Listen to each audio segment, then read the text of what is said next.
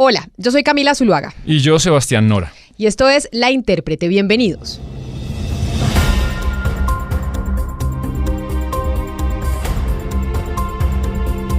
Hoy en La Intérprete vamos a hablar de mujeres y cómo en estos años que se ha venido discutiendo y replanteando con intensidad todo lo que tiene que ver con la inclusión y la participación de la mujer en la sociedad, también se han abierto temas en el mundo del deporte, Sebastián, como por ejemplo los salarios, la vestimenta de las deportistas, su puesta en escena en la publicidad, la participación de mujeres trans en campeonatos de élite, entre otras cosas. Por ejemplo, ahora que estamos viviendo los Juegos Olímpicos de Tokio 2020, es interesante que repasemos en este episodio un poco de la historia y el presente de la mujer en los Juegos Olímpicos.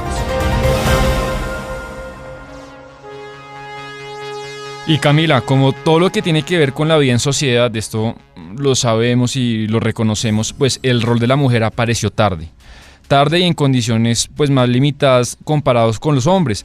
También eso sucedió en los Juegos Olímpicos y yo creo que está bien que hagamos y repasemos historia en este episodio. Recordemos, Camila, que los Juegos Olímpicos modernos inician en abril de 1896 en Atenas. Acuérdese usted, el rey Jorge de Grecia inaugura los Juegos en el estadio del Panathinaikos y en ese participan, oiga bien, 241 atletas, hombres de 14 países, no había ni una mujer. Y al principio, pues lo que el Comité Olímpico consideraba era que, pues si las mujeres participaban, el público no se iba a interesar.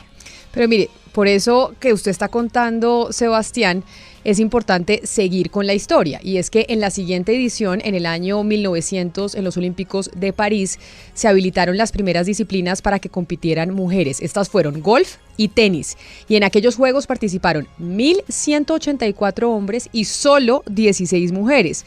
Los siguientes Juegos Olímpicos se disputaron en la ciudad de San Luis, en Estados Unidos, y solo se sumó una disciplina más para que las mujeres pudieran participar. Adivine cuál era. Arquería, es decir, tiro al arco, que a mí me parece aburridísimo, pero bueno, es otra discusión. A mí me gusta y bueno, solamente vamos en 3 deportes, ya después el golf, recuerde que desapareció. Los siguientes Juegos, ya en Londres en 1908, se adiciona patinaje artístico sobre hielo y también vela, Camila. Los Juegos, recuerda usted, después se interrumpen unos años por la Primera Guerra Mundial y ya para 1920 solo había, oiga usted, 5 disciplinas habilitadas para mujeres. Empezó a ver si... Yo creo una presión, y además imagino por el contexto de la época, importante de que se aumente las disciplinas y la participación de las mujeres, y el comité pues tuvo que lidiar con esas críticas y empezaron a aparecer, Camila, movimientos que luchaban por ese tipo de igualdad en el deporte olímpico. Y en ese proceso aparece la figura de la francesa Alice Milat, que fue pionera del deporte femenino en Francia y no solo allá sino en el mundo. Su presión a favor de las atletas obligó a que se incluyeran eventos femeninos no solo en los Juegos Olímpicos. Fue traductora de profesión, eso era lo que hacía para ganarse la vida, pero participó en el deporte del remo y fue una gran nadadora y jugadora de hockey.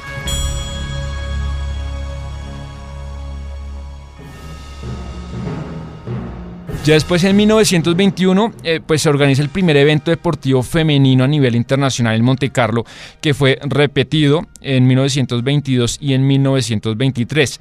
Pues tal fue su aporte de esta mujer que el nombre de ella está grabado en la fachada de un importante gimnasio del Distrito 14 de París, que el barrio 14 de París pues es muy emblemático. Claro, pero mire, en esa década los Juegos Mundiales de Mujeres ganaron popularidad. Y entonces al Comité Olímpico le tocó prometer que para Ámsterdam, en los Juegos Olímpicos en 1928, pues se ampliara la baraja de los deportes en donde participaran las mujeres en atletismo. Pero al final, de las 10 competencias de ese deporte de atletismo, que son el salto alto, el salto largo, los 100 metros, los 50, etcétera, etcétera, solo en 5 se contempló la participación de mujeres. Y eso hizo que se disparara uno de los primeros boicots a los Juegos Olímpicos, porque las atletas inglesas, entre otras, decidieron no participar. Bueno, muy solidarias las inglesas. Y en los Juegos de Los Ángeles en 1932 aparece la primera participación de mujeres latinas, con Brasil en natación y México en esgrima. Pero en esa década, Camila, pues las mujeres latinas, fíjese usted, este número es tremendo. Las mujeres latinas no representaban ni el 1% de toda la delegación pues de los atletas de nuestra región.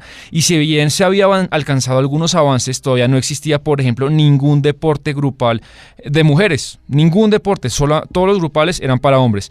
Y hasta ese entonces ya todas las mujeres que participaban en los Olímpicos en esa década, solamente el 6% eran atletas femeninas. Durante el siglo XX, Sebastián, tuvo un gran arraigo en los círculos de poder en el deporte ideas tan lamentables como la siguiente, como que el deporte masculinizaba a las mujeres, o frases como que a las mujeres realmente no les interesaba el deporte. Y por eso la incorporación fue gradual y lenta para las mujeres en los Juegos Olímpicos. Para 1964, las mujeres no representaban más del 14% de todos los atletas de los Juegos. Solo hasta Tokio, en 1964, que da la casualidad, es la misma ciudad de estos Juegos del 2020, aparece la primera disciplina grupal en donde juegan mujeres, que es voleibol. Y luego en Ciudad de México, en 1968, una atleta mexicana que se llamaba Norma Enriqueta Basilio fue la primera mujer en la historia en llevar la antorcha olímpica y encender el pebetero. Y bueno, tremenda historia la de esa mujer mexicana, sí fue muy famosa ella, y en esos Juegos, Camila, se habilita tiro como nueva disciplina para mujeres y se comienza a hacer pruebas físicas, fíjese usted, de un tema que hoy discutimos mucho, ¿no? Pruebas de feminidad para impedir que hombres o mujeres trans, como cada uno quiera llamarlo, participaran en justas para mujeres. Un debate que hoy sigue presente, pero ya para 1972, solamente, fíjese usted, de cada 8 atletas que participan en los Olímpicos, todavía solamente una era mujer. Desde entonces hasta hoy, Sebastián, se han presentado muchos cambios. Se cambió la Carta Olímpica, se derogaron varias reglamentaciones, se eliminaron las pruebas físicas para testeo hormonal y de ADN, se incorporaron todos los deportes grupales para ambos sexos, ya las mujeres están en todas las categorías. Ya para Londres del 2012 se alcanza una participación femenina récord de 44% de los deportistas eran mujeres. En Río de 2016 se sube a un 45% y es la primera vez que todas las delegaciones cuentan con al menos una mujer. Y yo creo que el punto de ebullición, Camila, de la discusión cultural y mediática llega en estos Juegos de Tokio, los que estamos viviendo. Estamos viendo historias y discusiones que mujeres atletas han abierto que nos llevan a un lugar todavía más elevado en la discusión por la igualdad, porque, por ejemplo, conquistar una paridad numérica en deportes y disciplinas era importante, pero no era lo único. Y yo creo que puede ser chévere que en este episodio repasemos algunos nombres de atletas que han sido señaladas en historias, en artículos, en podcasts, en entrevistas, en los principales medios internacionales durante estos días. Bueno, pues empecemos con la primera y algo que a mí me sorprendió mucho y que me parece maravilloso, y es el skateboard en la historia de los Juegos Olímpicos, que pues aparece por primera vez en Tokio 2020 como una competencia olímpica. Ahí en la categoría de skateboarding femenino, modalidad street, la japonesa Momiji Nishiya y la brasileña Raiza Leal pues hicieron historia al llevarse las medallas de oro y plata respectivamente con solo 13 años, es decir, mujeres y chiquitas. ¿Usted a los 13 años qué estaba haciendo? No, pues en el colegio. Bueno, trabajando también, no crea. Increíble que a uno ya a los 13 años sea campeón olímpico. Yo no estaba haciendo nada importante. Esta historia, Camila, es impresionante. Oiga bien, Paula Pareto, judoka argentina, fue medallista de bronce en Beijing 2008 y oro en Río 2016. Y ella, pues en esta edición, el Comité Olímpico le hizo el honor de que ella pudiera portar la bandera olímpica, lo que es un honor que pocos logran. Y ella ha sido muy reconocida, Camila, en su país porque combina el deporte de alta competencia con la medicina. Fíjese usted, ella es traumatóloga profesional y durante toda la pandemia ayudó intensamente a atender cuadros muy graves de COVID. Fue eliminada en estos días en las primeras rondas, lo que pues ya supone que esta mujer pues se retira del deporte olímpico profesional. Pero le tengo otra historia increíble, Sebastián, y es la de la nadadora siria Yusra Mardini, que huyó de su país por la guerra en un barco pues muy precario que no llegó a su destino porque quedó varado ahí en el mar Egeo. Ella tuvo que lanzarse del barco al agua para salvar la vida de ella y de sus compañeros de embarcación, y a los pocos meses esta mujer terminó siendo parte de la delegación de refugiados en las Olimpiadas de Río 2016 y este año debutó en Tokio. Es que usted recuerda que eso fue algo pues muy raro, que el Comité Olímpico decidió hacer un equipo solamente de refugiados de Siria. Esta historia también es increíble. El equipo de gimnasia femenino de Alemania renunció a los uniformes tradicionales de corte, bueno, se dice así, de corte bikini, de gimnasia artística y optó por diseños pues de cuerpo completo, en lo que la Federación Alemana de Gimnasia calificó en su momento como una declaración en contra de la sexualización de las atletas. Y pues los trajes que el equipo Camila alemán usó en las calificaciones para estas Olimpiadas el domingo pasado, pues como le digo, las cubren completas de las piernas hasta los tobillos.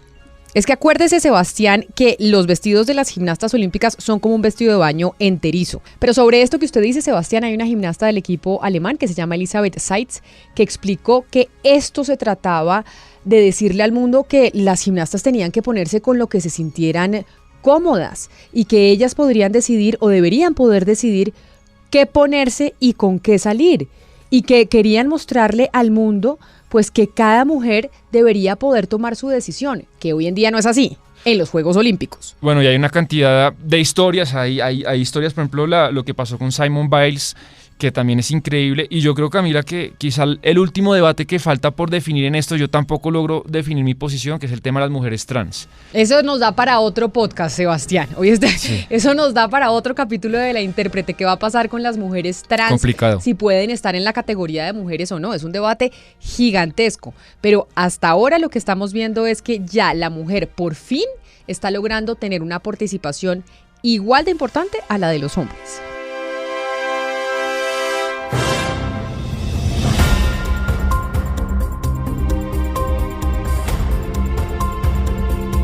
Eso es todo por hoy en La Intérprete. Gracias a ustedes por haber hecho clic en este podcast y por suscribirse. Si le gustó este capítulo, compártalo con sus familiares, con sus amigos, que aquí, Sebastián, estamos todos los jueves con un episodio nuevo.